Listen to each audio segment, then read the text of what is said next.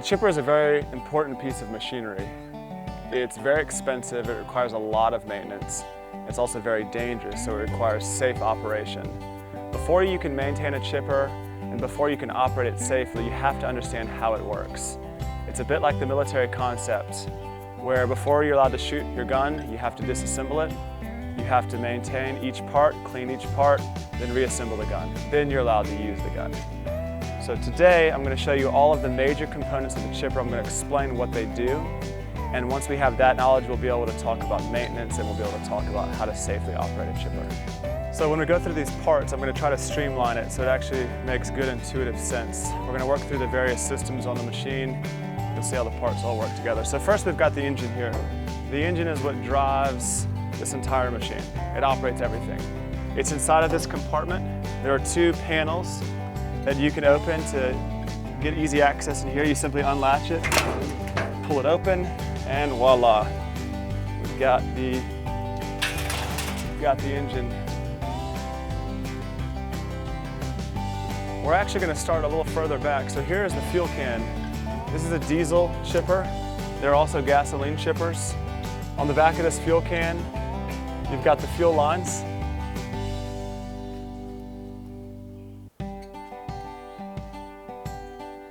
And the fuel lines run to the engine and they pass through this filter here, which has a water separator.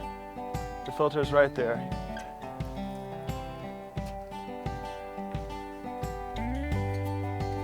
To the left of the fuel filter, since we're over here, we've got the oil filter.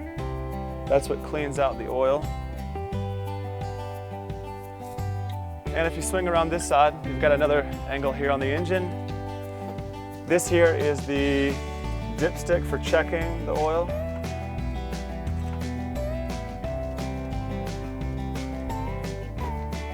And here we've got the fan cooling assembly. This helps keep the engine cool. Behind the fan, you can actually see the radiator. Coolant passes through the radiator, cools off, runs through the engine, brings heat back out. The other side of the radiator is under this brush guard. If you need to put coolant in the machine, the reservoirs are typically up here. And there's a cap inside of there.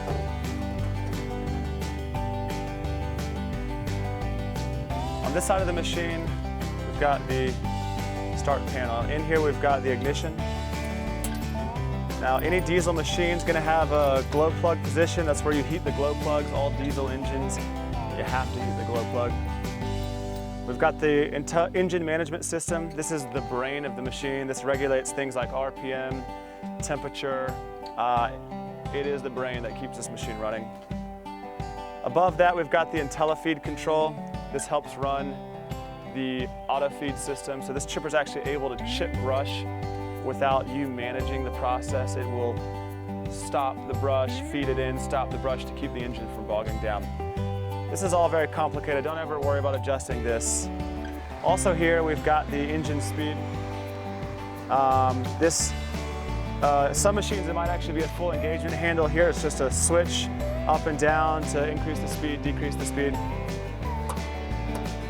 One other very important piece of this machine is this air filter. So all engines rely heavily on clean air for combustion inside of the engine. So air filters are very important, especially for a diesel engine. We clean these every day. This is the big outer filter. And next to that, or inside of that, we've got the inner filter. These are items you clean every single day. Again, this is the lifeblood of this machine. All right. Now, when the engine's running, it has to actually transfer its power. So here's where that process happens. We've got this big bell housing is the clutch. So when the clutch is engaged, which we engage the clutch with this engagement handle here. When this clutch is engaged, it sends power to some big drive belts that are located under this drive belt guard. So engine's running, clutch is disengaged, we engage the clutch, it starts spinning these belts that are located under here, and And by the way, these guards are in place to keep you safe. They're difficult to take off, that's why I'm not taking them off. And they spin the big drum that's in here. Okay, here we've got the cover that keeps the drum separate from you. You don't want to be anywhere near this drum, it's very dangerous. This is the drum hood door. To open the door, there's two safety mechanisms. One, we've got the pin, and by the way, there should normally be a lock in here, but I've taken it out because I'm filming this video. So the drum keeps the door from opening, and there's also this plug here. When you unplug this, it separates the circuits, and with the circuits being separated, the machine will not run. If we want to get into the drum hood cover, we've got to unplug it, and then we've got to pull the pin out, and we get to open it up. And inside of here, we've got this massive drum. This thing weighs hundreds of pounds. It measures 37 inches in diameter, 22 inches across.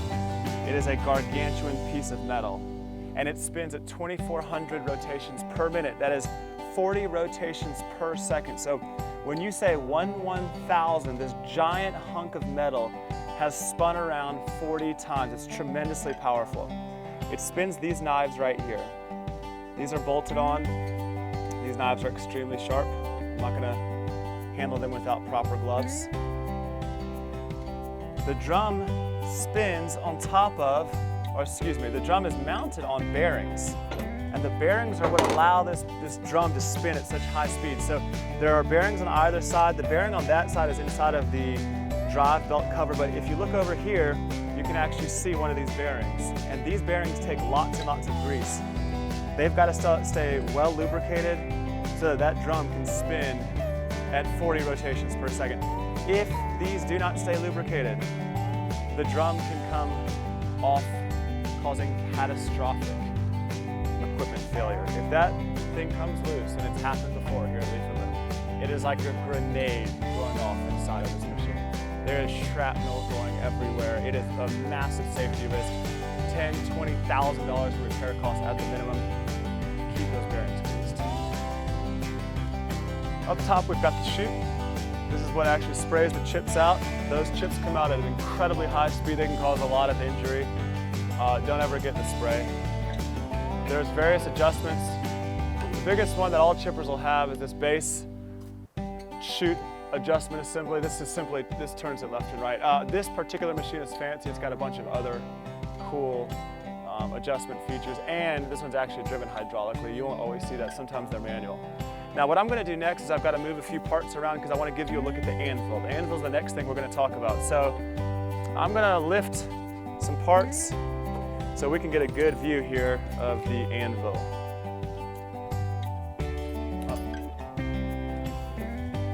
So again, I told you earlier, this machine's not going to start without the proper safety mechanisms in place. That is in an effort to try to keep you safe from injury.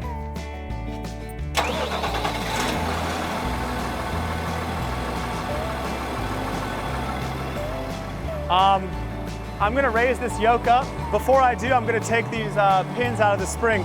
We'll talk more about these springs later. The springs are located on either side.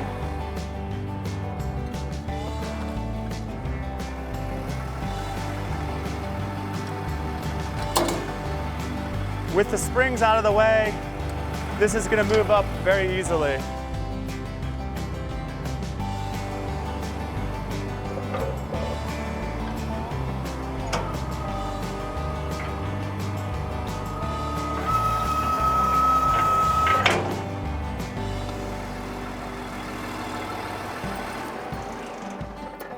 As an aside, this is lockout, tagout. So this is the physical lockout. The machine is physically locked in place. This is tagout. I've got the keys in my pocket because I don't want anything to happen while I reach into this, the infeed. All right, so at the bottom of the chipper, we have a thing called the anvil. It's this metal plate that runs along the bottom. Now, the anvil is the yin to the knife's yang. So So the knife comes slicing down,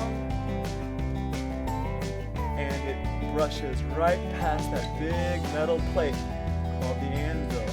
And the gap between the knife, and I'll get out of your way in 1 second. The gap between the knife and the anvil, right there, is what dictates the size of the wood chips.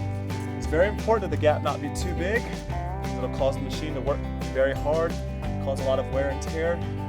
And you don't want it too small, because nothing can pass through. So I'm gonna get out of your way so you can get a shot in there.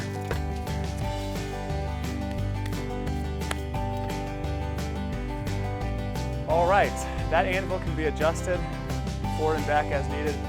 The adjustment bolts are actually underneath the machine. We'll look at those later when we go down and look at the hatch. Next, we've got the feed wheels. These are the wheels that actually pull the brush into the chipper. They exert thousands of pounds of crushing power.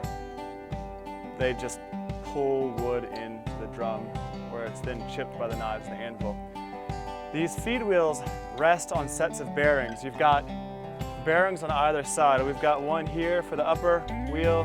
We've got one here for the lower wheel. And let's swing around the other side. I'll show you the other two. So again, we've got one in here and one in there. These feed wheels are rotating all the time. Again, these bearings have to stay very well greased. How do the feed wheels turn? Well, they are powered by these hydraulic motors, 1 and 2 for upper and lower. We're going to talk in just a minute about the hydraulic system, but for now, just know these are the hydraulic motors.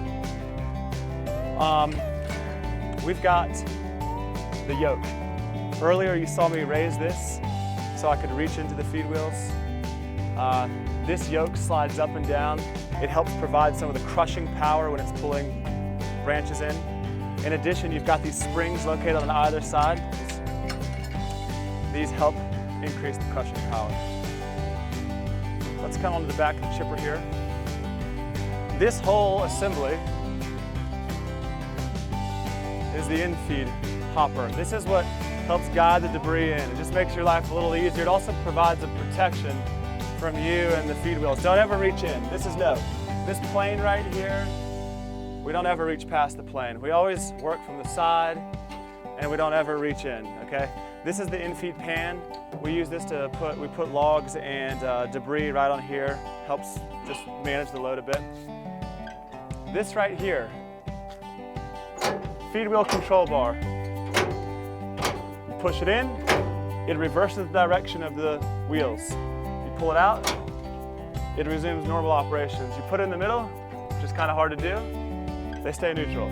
But it's a huge safety feature on this chipper, because if something's happening, like you're getting pulled in, or somebody that you're working with is getting pulled in, then you need to push the bar right away. Well, it was already pushed, so it would be out like this. You need to push the bar right away. It reverses the wheels. It pushes everything back out. Now, God forbid this ever happened to anybody, but if you're getting pulled in, you've got these last chance cables, which pull it back. I think the bar is already back, but you pull these back and it reverses the bars.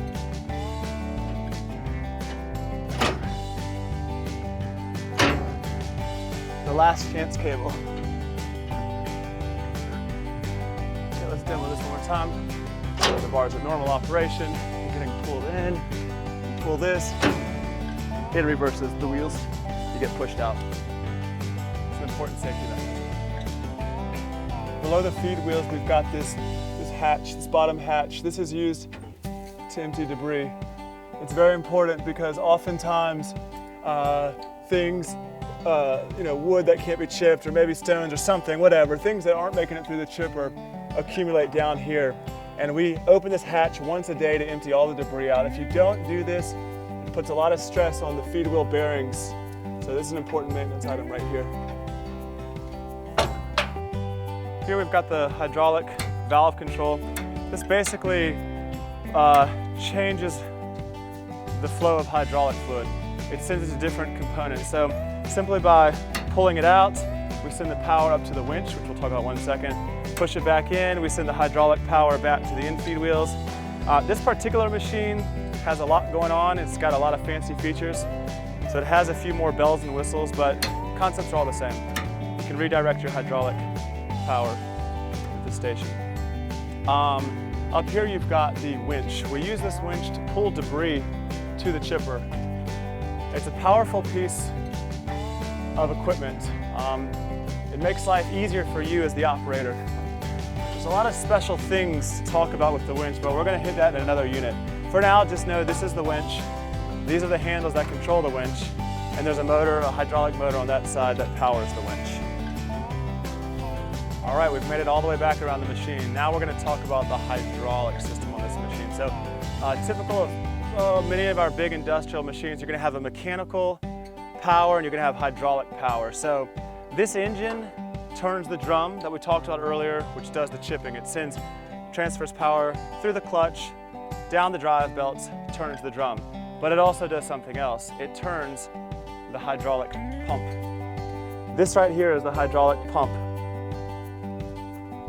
The hydraulic pump converts mechanical energy generated from the engine into hydraulic pressure. That hydraulic pressure is sent down these thick hydraulic lines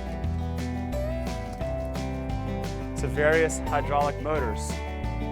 We've actually looked at a couple of hydraulic motors. Just to refresh your memory, we've got one here for the winch. We've got a hydraulic motor here for the upper feed wheel and a hydraulic motor here for the lower feed wheel. A hydraulic motor does the opposite of the hydraulic pump. It converts hydraulic pressure back into mechanical power.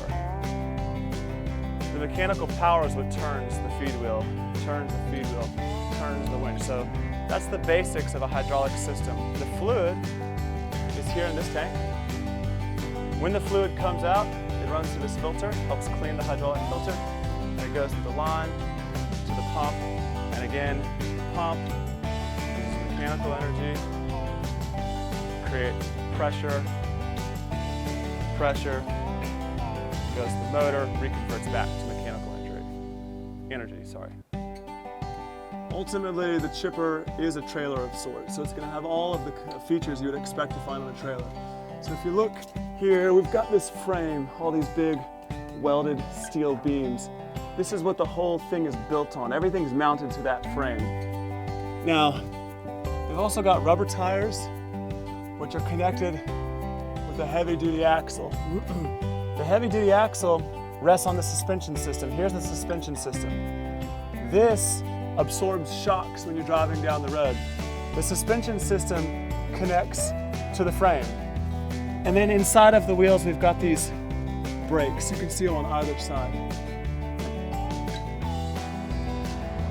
So this has lights like you'd expect of any trailer, brake lights, which also serve as turn signals. You've got the wiring that runs these lights back here. These are the fenders that rest over the wheels. We've got the rubber tires here. One thing you'll notice, you've got a fluid here. Different axles will have different features. It might have grease, it might have motor oil. This one has motor oil. That's part of maintenance. And then we get to kind of the final piece here. So we call this the tongue. The tongue is what extends out and connects to the truck. It does so at the pencil ring. This pencil ring is what actually connects to the hitch. We've got a bunch of very important safety features. So this is the brake connection. This is what actually powers the brakes on the chipper. So when you press the brakes on the truck, it activates the brakes on the chipper. This here is the emergency breakaway. So if for some reason the chipper becomes disconnected, this will actually yank out and lock the brakes on the chipper, causing it to come to a stop. Below, we've also got these chains. This is a DOT requirement. We cross the chains underneath the tongue and we connect them to the truck. The idea is that if the chipper was to fall off or a trailer was to fall off, the chains would help catch it. And last, or not last, but almost last, we've got these jacks. So this is a traditional manual jack used to raise and lower the chipper.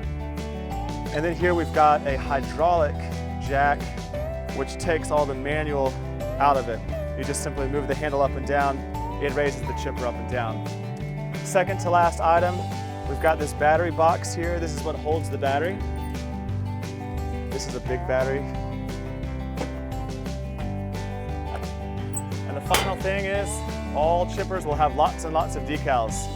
These decals tell you what to do, when to do it, how to stay safe, how to do maintenance. There's something you should pay attention to. So that's it. Those are the big parts. Chipper, those are the things you need to know in order to be able to do maintenance, in order to be able to work safely around the machine and keep it in good working condition.